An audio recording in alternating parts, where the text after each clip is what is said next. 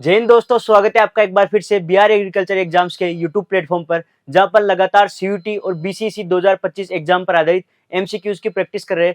तो आज के सेशन में भी हम कुछ एमसीक्यू करने वाले हैं और आज के सेशन में हम लगभग 3 से 4 सब्जेक्ट को कवर करने की कोशिश करेंगे। तो चलिए स्टार्ट करते हैं आज का ये सेशन आज के फर्स्ट क्वेश्चन के साथ। तो आज का अपने पहला क्वेश्चन है, निम्न संस्थानों के मुख्यालयों का सही क्रम है। यानी अपने को यहाँ संस्थान दे रखे हैं, इनके मुख्यालयों को जमाना है, जैसे A B C D E, तो इस हिसाब से क्रम वाइज इनके मुख्यालय को जमाना है अपने को। तो फर्स्ट अपने ICAR-CIAH यानी central institute of arid horticulture, और सेकंड अपने ICAR-CITH central institute of temperate horticulture, और थर्ड अपने ICAR-CPCRI central plantation crop research institute. और बात करें अपने चौथे ऑप्शन की, तो वो है अपने ICAR-CICH यानी सेंट्रल इंस्टीट्यूट ऑफ सब ट्रॉपिकल हॉर्टिकल्चर, और लास्ट अपने ICAR-CCRI यानी सेंट्रल सिट्रस रिसर्च इंस्टीट्यूट। तो ये तो इनकी फुल फॉर्म हो गई। अब इनके मुख्यालयों की अपन बात करते हैं। तो सबसे पहले अपन बात करेंगे central institute of arid horticulture कहाँ है अपने, वो है अपने बीकानेर में। यानी अपने यहाँ पे एक ही ऑप्शन ऐसा दिख रहा है जिसके अंदर बीकानेर है, लेकिन फिर भी अपन एक बार आगे और भी ऑप्शनों की अपन चर्चा कर लेते हैं। तो सेकंड अपने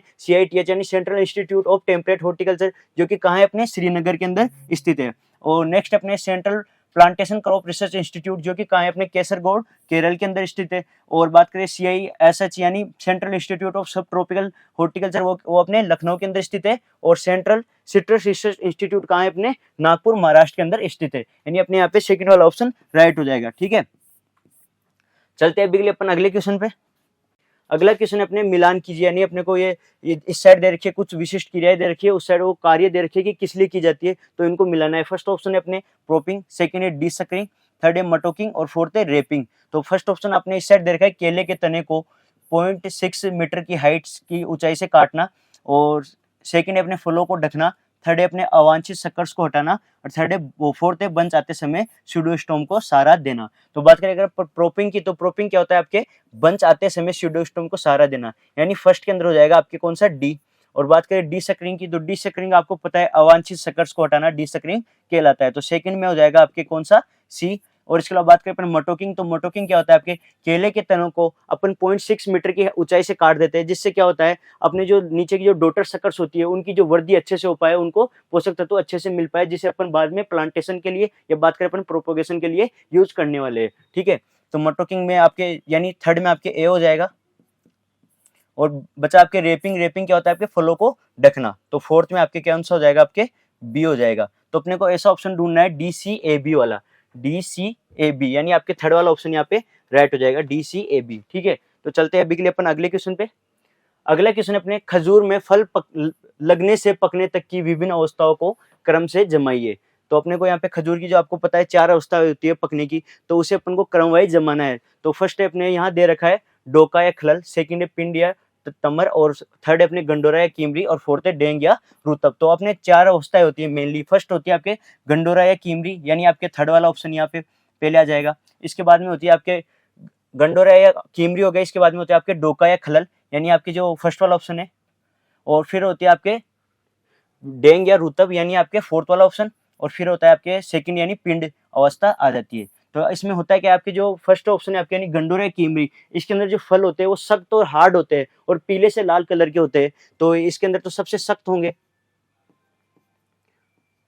सख्त और हार्ड फ्रूट होते हैं। और जो अपने बात करें अगर अपन सेकंड यानी आपके डोका या खलल अवस्था की जो अपन बात करें, तो इसके अंदर क्या होता है आपके फल थोड़े थोड़े सॉफ्ट होने लग जाते हैं। और भारत के अंदर अगर अपन बात करें तो तुड़ाई इसी अवस्था पर की जाती है प्रोसेसिंग के लिए, यानी छुआरा बनाने के लिए और पिंड खजूर बनाने के लिए प्रोसेसिंग करके। तो अपने बात करें अगर कई बार पूछा जाए आपके कि भारत के अंदर खजूर को किस अवस्था पर तोड़ा जाता है, तो कब तोड़ा जाता है आपके डोका या खलल अवस्था पर तोड़ा जाता है। फिर आपके डेंग या रुतब है जो कि इससे भी जो विकसित अवस्था आ जाती है, यानी जो आपके डोका और खलल है इससे भी विकसित, या अपन बात करें जो अपने फल इससे भी अधिक पक जाते हैं, तो आपकी कौन सी होती है आपके डेंग या रुतब। और लास्ट होती है आपके पिंड या टमर, जो कि आपके बिल्कुल परिपक्व यानी पूर्ण परिपक्व अवस्था आ जाती है फल की। तो अपन को जमाना है कैसे, अपने को जमाना है यहाँ पे CAD और B। तो अपने को ऐसा ऑप्शन ढूंढना है CADB, यानी आपने यहाँ पे थर्ड वाला ऑप्शन यहाँ पे बिल्कुल राइट हो जाएगा। ठीक है, तो चलते हैं अभी के लिए अपन अगले क्वेश्चन पे। अगला क्वेश्चन अपने 4 सिलेंडर इंजन के लिए सबसे अधिक उपयोग में आने वाला फायरिंग या दहन क्रम है। यानी अपने को फायरिंग ऑर्डर के बारे में पूछा है, किस सिलेंडर के लिए पूछा है अपने को पूछा है 4 जो सिलेंडर इंजन होता है उसके लिए पूछा है। तो उसका कितना होता है आपके 1 3 4 2, यानी आपके सेकंड वाला ऑप्शन यहाँ पे बिल्कुल राइट हो जाएगा। और कई बार आपसे पूछेगा टू स्ट्रोक इंजन होता है, यानी जो 2 सिलेंडर इंजन होता है उसके लिए कितना होता है फायरिंग ऑर्डर, उसके लिए होता है आपके 1 2 या 2 1, दोनों में से एक आपके ऑप्शन में दे रखा होगा। ये आपके एग्रीकल्चर इंजीनियरिंग से रिलेटेड क्वेश्चन है, ठीक है। तो चलते हैं अभी के लिए अपन अगले क्वेश्चन पे। अगला क्वेश्चन अपने किस भारतीय गाय को लोला के नाम से जानते हैं, यानी उपनाम किसका है, लोला किसका उपनाम है भारतीय गाय में से। तो फर्स्ट ऑप्शन है अपने साहिवाल, सेकंड है लाल सिंधी, थर्ड है गिर और फोर्थ है थार पारकर। जो अपने फर्स्ट ऑप्शन है साहिवाल, इसका उत्पत्ति स्थान कौन सा होता है, मोंटगोमरी जिला जो इसका उत्पत्ति स्थान है। इसके अलावा इसमें जो गलकंबल होता है वो ढीला पाया जाता है, इसलिए इसे वो लोला नाम से भी जाना जाता है। ये भी आप याद रखेंगे साहिवाल को। और इसके अंदर सर्वाधिक लैक्टोज की मात्रा पाई जाती है, और जो अपने भारतीय गाय है उसके अंदर सर्वाधिक दुग्ध देने की क्षमता किसमें होती है, आपके साहिवाल के अंदर होती है। ये आप इसकी विशेषता याद रखेंगे। तो लोला नाम से यानी इसको ही जाना जाता है। तो फर्स्ट ऑप्शन आपके राइट हो जाएगा। लाल सिंधी भी आपकी जो दुधारू गाय की नस्ल है, और गिर आपके जिसका काठियावाड़ वन क्षेत्र जो गिर के अंदर है, ये इसका उत्पत्ति स्थान होता है। और इसका जो शरीर का रंग होता है वो हल्का हल्का लाल कलर का होता है, और इसे ब्राजील के अंदर बहामान के नाम से जानते हैं। ये आप याद रखेंगे। थार पारकर है, थार पारकर भी आपको इसके ग्रे सिंधी या सफेद सिंधी के नाम से जानते हैं। ये अपने राजस्थान की जो सर्वश्रेष्ठ ड्रिव प्रयोजनी नस्ल है। और बात करें अपन भारत की सर्वश्रेष्ठ ड्रिव प्रयोजनी नस्ल कौन सी है, वो आपके हरियाणवी है, लेकिन राजस्थान की थार पारकर है। आप याद रखना चाहे तो याद रख सकते हैं। इसके ऊपर जो थोड़ी मटमेली धारियां पाई जाती है, ये इससे भी कई बार क्वेश्चन पूछा जाता है आपके, ठीक है। तो चलते हैं अपन अगले क्वेश्चन पे। अगला क्वेश्चन अपने प्रधानमंत्री फसल बीमा योजना 2016 के अंतर्गत खरीफ तथा रबी फसलों पर देय प्रीमियम की राशि क्रमशः है। यानी अपने को पहले तो खरीफ की बताना है प्रीमियम राशि कितनी है, और फिर बताना है अपने को रबी की। तो जो आपने बात करें अगर पीएमएफबीवाई की, तो ये 2016 के अंदर शुरू हुई थी, आपको सभी को पता है, जिसके अंदर किसानों को फसलों के लिए एक निश्चित प्रीमियम देना होता है, और उसके बाद में अपने को किसी प्रकार के लॉस होने पर अपने को बीमा राशि मिलती है। लेकिन उसके अंदर अगर बात करें अपन, जैसे वॉर होती है, जैसे अभी भी युद्ध की सिचुएशन चल रही है अपने इंडिया और पाकिस्तान के बीच में, जैसे वॉर हो गया, ऐसी सिचुएशन को अपन ये पीएमएफबीवाई के अंदर नहीं गिना जाता है। जैसे आपकी किसी रोग के कारण, या बात करें अपन पाला पड़ गया या बरसात आ गई, ऐसे अगर इस कारणों से अगर आपके फसल का नुकसान होता है, तो ये आपको बीमा की राशि का भुगतान मिलता है, अन्यथा नहीं मिलता है। तो ये कितना होता है, लगभग आपकी खरीफ की फसलों के लिए होता है 2%, रबी के लिए होता है 1.5%, और बात करें अपन हॉर्टिकल्चर या कॉमर्शियल क्रॉप, तो उनके लिए प्रीमियम राशि कितनी होती है, 5% होती है। तो अपने को खरीफ और रबी का बताना है, यानी 2 और 1.5, यानी आपके जो सेकंड वाला ऑप्शन है ये बिल्कुल राइट हो जाएगा, ठीक है। तो चलते हैं अभी के लिए अपन अगले क्वेश्चन पे।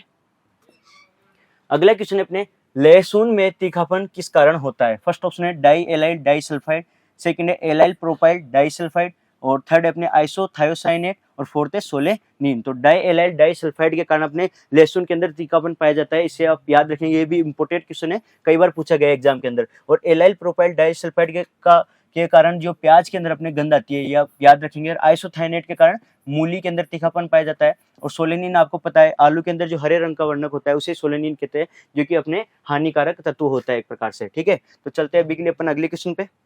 अगला क्वेश्चन अपने प्रधानमंत्री कौशल विकास योजना कब शुरू की गई थी। फर्स्ट ऑप्शन है अपने 15 जुलाई 2015, सेकंड है 25 जुलाई 2015, थर्ड है 15 अगस्त 2016, और फोर्थ है 25 सितंबर 2016। ये क्वेश्चन आपके अभी जो आरपीएससी का जो एओ का पेपर हुआ था 2025 का, उसके अंदर आया था। बिल्कुल सिंपल क्वेश्चन है, आपके भी कई बार योजनाओं से क्वेश्चन पूछे जाते हैं डायरेक्ट। तो अगर बात करें अपन प्रधानमंत्री कौशल विकास योजना कब शुरू की गई थी, तो आपके 15 जुलाई 2015 को शुरू की गई थी, जिसका उद्देश्य कौशल विकास को बढ़ावा देना, साथ ही युवाओं को रोजगार के लिए तैयार करना है, जो कि आपके जो कौशल विकास और उद्यमिता मंत्रालय इसके अंडर में आती है ये योजना, ठीक है। तो चलते हैं अपन अगले क्वेश्चन पे। अगला क्वेश्चन अपने लाइकेन किस वायु संदूषक के प्रति संवेदनशील होते हैं। या अपन ऐसा भी पूछा जा सकता है कि लाइकेन किस प्रकार के प्रदूषण के प्रति जो अपने इंडिकेटर होते हैं, तो किस प्रकार के प्रदूषण के प्रति इंडिकेटर होते हैं वो अपन देखते हैं। फर्स्ट है अपने N2O, सेकंड है SO2, और थर्ड है CO2, और फोर्थ है CO। तो जो लाइकेन है वो आपके SO2 के प्रति संवेदनशील, या फिर अपन बात करें इंडिकेटर होते हैं। जो लाइकेन है ये क्या है, आपके कवक और शैवाल के मध्य का सही जीवन है लाइकेन। इसे आपको कई बार डायरेक्ट ऐसा भी पूछा जा सकता है कि कवक प्लस शैवाल के मध्य का सही जीवन क्या कहलाता है, तो आपके लाइकेन कहलाता है। ये आप याद रखेंगे, ये भी इंपोर्टेंट क्वेश्चन है, आपके डायरेक्ट पूछा जा सकता है एग्जाम के अंदर। चलते हैं अब अगले क्वेश्चन पे। अगला क्वेश्चन है अपने अस धान की बुआई का उपयुक्त समय के लिए सही विकल्प का चयन करें। फर्स्ट ऑप्शन है अपने जून जुलाई, सेकंड है मार्च अप्रैल, थर्ड है मई जून, और फोर्थ है नवंबर दिसंबर। तो अपन यहाँ पे एक बार तीनों ही प्रकार के राइस को देख लेते हैं कि उनकी बुआई और कटाई का समय क्या होता है। तो फर्स्ट होता है आपके एक अस राइस, सेकंड होता है अमन राइस, और थर्ड होता है आपके बोरो राइस। जो अगर अपन बात करें अस राइस और अमन राइस और बोरो राइस, तो इनकी बुआई का समय क्या होता है, तो अपन एक छोटी सी ट्रिक से इसे याद करने की कोशिश करेंगे, जो कि अपने मजनू। ठीक है, तो मजनू से आपके क्या याद रखेंगे, जो मई है, मई से आप याद रखेंगे मई जून फर्स्ट, फिर ज से आप याद रखेंगे जून जुलाई, और बात करें न से आप याद रखेंगे नवंबर दिसंबर। ठीक है, बात करें अगर अपन अस राइस की, तो अस राइस को अपन ओटोमन राइस के नाम से भी जानते हैं, और बात करें अपन अमन राइस की, तो अमन राइस को अपन रवि राइस के नाम से जानते हैं, और जो बोरो राइस है इसे अपन स्प्रिंग राइस के नाम से जानते हैं। ठीक है, तो ये भी आपसे कई बार पूछा जा सकता है। और जो अमन राइस होता है, तो इसका अपने इंडिया के अंदर सर्वाधिक क्षेत्रफल है, लगभग कितना, 84%। ठीक है, और बात करें इनकी, अगर कटाई की बात करें, तो कटाई के लिए भी एक छोटी सी ट्रिक है जिसे आप याद रख सकते हैं, वो है आपके सिनेमा। ठीक है, तो सिनेमा से आप क्या याद रखेंगे, जो आपके अस राइस होता है, अस राइस की कटाई का समय क्या होता है आपके, सितंबर अक्टूबर माह, सितंबर अक्टूबर। इसके अलावा अगर अपन बात करें अमन राइस की, तो अमन राइस का आपके जो कटाई का समय होता है वो क्या होता है आपके, नवंबर दिसंबर। और जो आपके स्प्रिंग राइस या आप बात करें अपन बोरो राइस होता है, उसकी कटाई का समय क्या होता है आपके, मार्च अप्रैल होता है।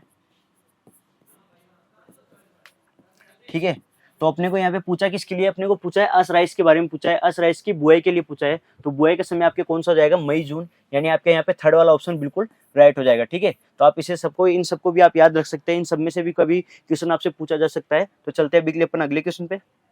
अगला क्वेश्चन अपने राष्ट्रीय समन्वित नासी जीव प्रबंधन केंद्र स्थित है, तो फर्स्ट ऑप्शन है अपने जूनागढ़ गुजरात, सेकंड है आनंद गुजरात, थर्ड है करनाल हरियाणा, और फोर्थ है नई दिल्ली। तो बात करें अपन जूनागढ़ गुजरात, तो जूनागढ़ गुजरात में अपने एग्रीकल्चर से रिलेटेड एक इंपॉर्टेंट इंस्टीट्यूट है, वो कौन सा आपके, NRC on groundnut, NRC groundnut. ठीक है, तो ये भी आप याद रख सकते हैं। और आनंद गुजरात में आपके एनडीडीबी है, एक तो नेशनल डेयरी डेवलपमेंट बोर्ड आनंद गुजरात में स्थित है। इसके अलावा अगर अपन बात करें करनाल हरियाणा की, तो करनाल हरियाणा में आपके एनडीआरआई,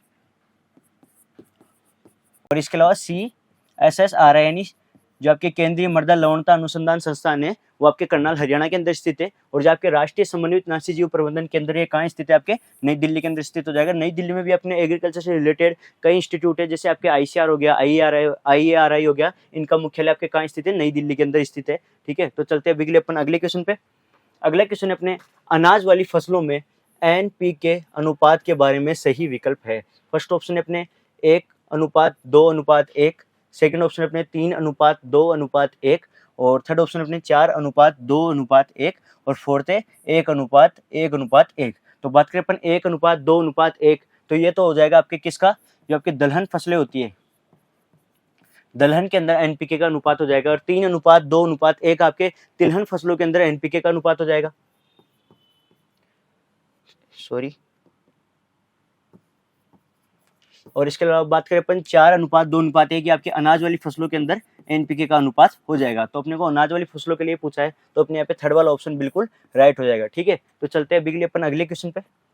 अगला क्वेश्चन अपने सूची 1 के साथ सूची 2 का मिलान कीजिए। फर्स्ट अपने को एक साइड दे रखा है सूची 1, जिसके अंदर अपने को पोषक तत्वों के बारे में दे रखा है, और सेकंड इनके जो अपने जो कमी के लक्षण होते हैं उनके बारे में दे रखा है, तो इनको अपने को मिलाना है। फर्स्ट अपने को देख रहा है पादपों में N की कमी, सेकंड है पादपों में फास्फोरस की कमी, और थर्ड है पादपों में पोटेशियम की कमी, फोर्थ है पादपों में फेरस की कमी या लोहे की कमी। तो अपने को इस साइड दे रखा है पत्तों के किनारे का बैंगनी अपवर्णन, और सेकंड अपने अंतःशिरा हरी महीनता, जो पहले तरुण पत्तियों पर में दिखती है, तरुण यानी नई पत्तियों पर दिखती है।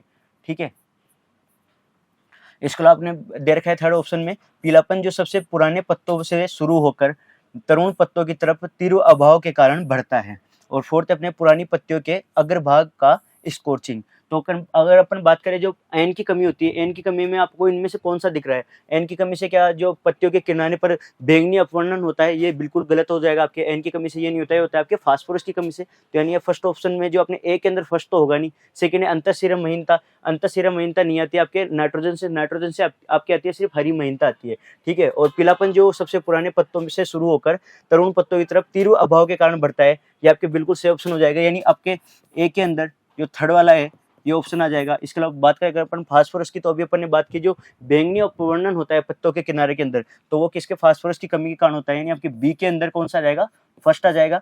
और सी के अंदर आपके यानी पादपों में पोटेशियम की कमी से, पोटेशियम की कमी से आपने सुना होगा स्कॉर्चिंग हो जाता है, या आपके जो धब्बे पड़ जाते हैं, जो मर्त धब्बे टाइप के पड़ जाते हैं। तो ये आपके जो फोर्थ वाला ऑप्शन है यानी पुरानी पत्तियों के अग्रभाग का स्कॉर्चिंग, ये आपके बिल्कुल सही हो जाएगा, यानी सी के अंदर फोर्थ। और बच गया आपके कौन सा, डी।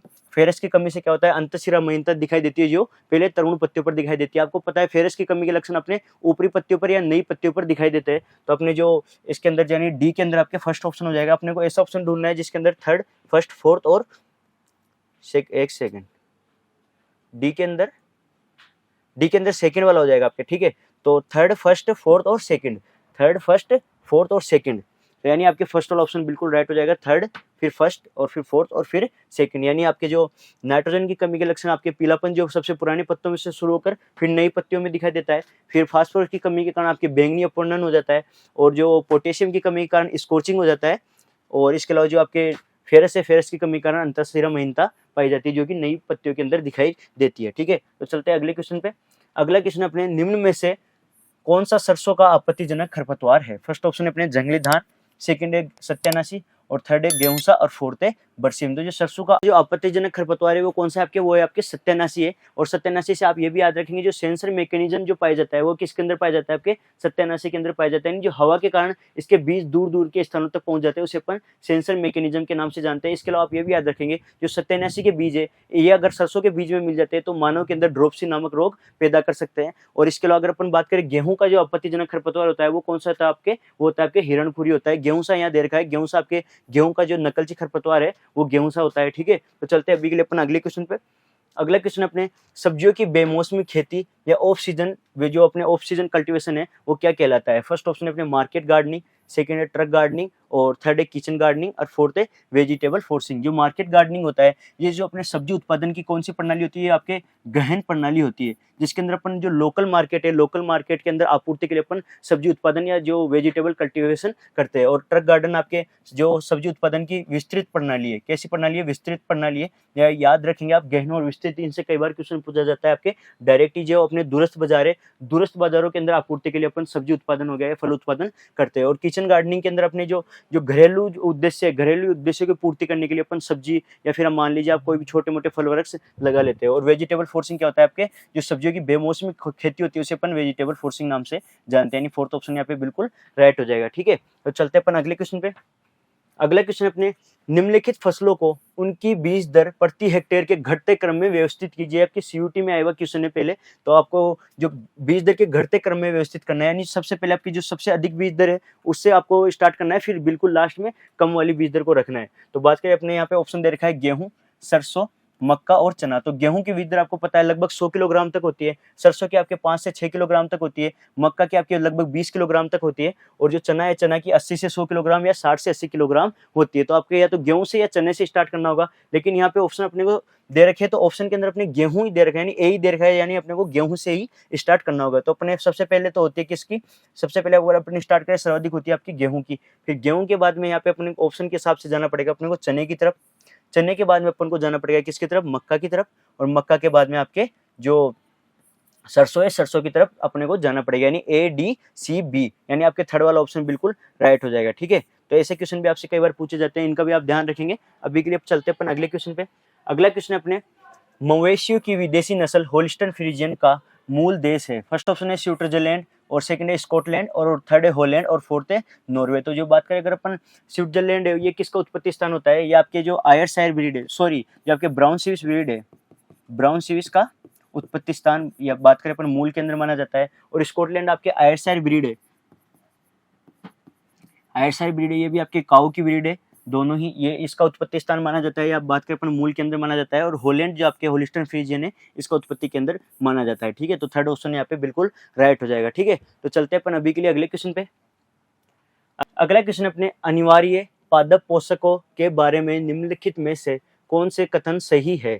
फर्स्ट अपने जो कथन दे रखा है वो क्या है, अपने पौधों के लिए उपलब्ध नाइट्रोजन के दो रूप यानी नाइट्रेट और अमोनियम है, और सेकंड अपने सल्फर एक प्राथमिक पोषक तत्व है, और थर्ड है कैल्शियम द्वितीयक पोषक तत्व है, और फोर्थ है मैग्नीशियम क्लोरोफिल का एक घटक है। तो बात करें अगर अपन पौधों के लिए उपलब्ध नाइट्रोजन के दो रूप होते हैं, नाइट्रेट और अमोनियम, ये बिल्कुल सही हो जाएगा, यानी आपके ए तो बिल्कुल सही है। बात करें अपन सल्फर एक प्राथमिक पोषक तत्व है, ये बिल्कुल आपके गलत कथन हो जाएगा। सल्फर आपके द्वितीयक जो मुख्य पोषक तत्व है उसका उदाहरण है, ना कि प्राथमिक का उदाहरण है। और कैल्शियम द्वितीयक पोषक तत्व है, ये आपके बिल्कुल सही हो जाएगा। जो CaMgS है ये आपके द्वितीयक पोषक तत्व होते हैं, तो यहाँ पे सी। और फिर बात करें मैग्नीशियम क्लोरोफिल का एक मुख्य घटक है, ये भी आपके बिल्कुल सही ऑप्शन हो जाएगा, यानी ACD। ऐसा ऑप्शन आपको यहाँ देखना है जिसमें आपको A, C और D को सही बता रखा हो, यानी आपके जो चौथा वाला ऑप्शन है ये यहाँ पे राइट हो जाएगा। ठीक है, ये भी आपके CUT के अंदर आया हुआ क्वेश्चन है। तो चलते हैं अगले क्वेश्चन पे। अगला क्वेश्चन अपने निम्नलिखित में से कौन सी खाद्यान्न फसल नहीं है? फर्स्ट ऑप्शन है चावल, सेकंड है गेहूं, और थर्ड है सूरजमुखी, और फोर्थ है मक्का। तो अपने यहाँ पे 3 ऑप्शन दे रखे हैं, यानी जो चावल, गेहूं और मक्का ये तो खाद्यान्न फसल है। लेकिन बात करें अगर हम सूरजमुखी की, तो सूरजमुखी आपके तेल वाली फसल है, ना कि खाद्यान्न फसल है, यानी आपके थर्ड वाला ऑप्शन बिल्कुल राइट हो जाएगा। ठीक है, तो चलते हैं अब अपन आगे।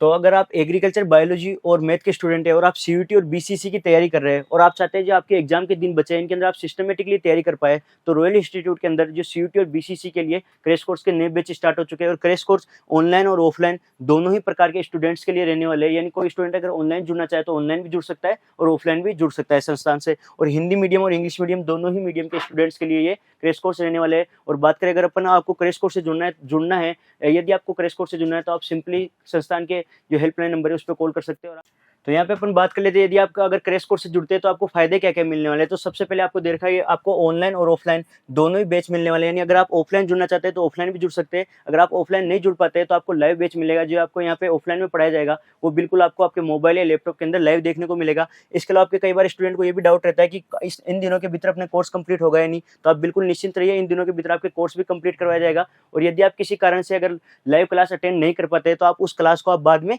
रिकॉर्डेड फॉर्मेट के अंदर देख सकते हैं। इसके अलावा आपको 4K पैनल PDF भी दी जाएगी, जो भी आपको यहाँ पढ़ाया जाएगा उसकी 4K पैनल PDF दी जाएगी, जिससे आप रिवीजन के अंदर आसानी रहेगी। एक तो आप नोट्स बना के पढ़ेंगे और एक आपको जो PDF मिलेगी उसे आपके रिवीजन कर सकते हैं, जिसमें आपको आसानी रहेगी। और जो DPP और एक्सरसाइज शीट है, इनका उद्देश्य क्या रहने वाला है, जैसे अपना MCQ कर रहे हैं, MCQ क्यों करते हैं अपन, कि आपके जो क्वेश्चन अगर बार बार आपके सामने आ जाते हैं तो उससे आपके कॉन्सेप्ट क्लियर होते जाते हैं। तो जो DPP और एक्सरसाइज शीट से भी आप जितने ज्यादा क्वेश्चन सोल्व करने की प्रैक्टिस करेंगे आप, तो उतने ज्यादा आपके कॉन्सेप्ट क्लियर होते जाएंगे। इसके अलावा इंस्टीट्यूट के अंदर डाउट क्लास और प्रॉब्लम सॉल्विंग काउंटर भी अवेलेबल है। और लेकिन जो स्टूडेंट अगर ऑनलाइन जुड़ते हैं तो ऑनलाइन स्टूडेंट के लिए एक हेल्पलाइन नंबर रहने वाला है। हेल्पलाइन नंबर पे आप अपना डाउट भेज सकते हैं, आपको 24 से 48 घंटे के भीतर आपके डाउट का जवाब मिल जाएगा। इसके अलावा आपके weekly minor test, monthly major test और कंप्लीट टेस्ट सीरीज मिलने वाली है, जिसके अंदर आपको जो लेटेस्ट एग्जाम पैटर्न और जो लेटेस्ट सिलेबस है उसके आधार पर आपके सब्जेक्ट वाइज, टॉपिक वाइज और बात करें कंप्लीट सिलेबस पे आपके टेस्ट होंगे। इसके अलावा आपके रेगुलर मोटिवेशनल सेमिनार भी करवाए जाएंगे इंस्टीट्यूट के द्वारा, जो ऑनलाइन और ऑफलाइन दोनों ही स्टूडेंट के लिए रहने वाले हैं। और अगर आप CUT का क्रैश कोर्स परचेज करते हैं